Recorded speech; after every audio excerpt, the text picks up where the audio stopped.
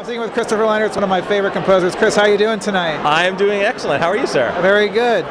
So you've kind of built this empire of comedy scoring that you really nailed, this kind of modern comedy scoring with Ride Along. You're doing Ride Along 2, How to Be a Man 2, working with Tim Story, like doing great Horrible Bosses 2. Yep. What is the key to great comedic scoring? Jeez, you know what? I think for me, it has to do with giving the audience permission to laugh. It's not the same as necessarily doing a children's film or something like an Alvin or a Hop where you want to hit a lot more kind of stuff. It's very much giving the audience permission to laugh, and doing that by giving them something cool and something fun and energetic. Obviously with Horrible Bosses, we tried to do that with like a sort of a super band approach. With Think Like a Man, we had the really great R&B grooves, and then Ride Along was definitely sort of hip-hop inspired.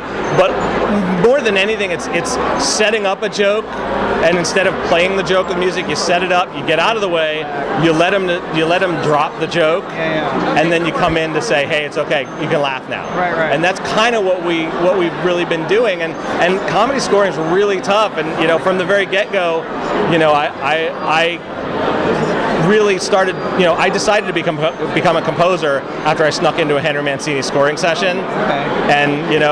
And then I studied with Omer. So it's like, there's nobody who does comedy better than those two guys did. And if you really watch what they did, it was that idea of setting up jokes, using the music not as the punchline, but as the setup. Right. And that's really what I think I try to do, but in a modern way. And I know we're here tonight celebrating success and everything, but I'd love to talk about Revolution. I know it just got canceled. It did just. Which happens to everybody in this business. What is that like as a composer, seeing that kind of come to an abrupt end like that? The abruptness is the weird part, to not be able to finish telling a story. Right. And obviously for me, the biggest sadness is like, I love working with my friend Eric Kripke, who luckily I still do Supernatural, which he created.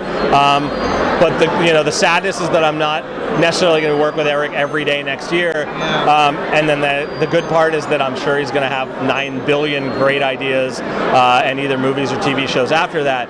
But it's hard because people pour their heart and soul into a show, and then to see it sort of go away quickly without a lot of warning. I think it's tough for everybody because they're really vested in it.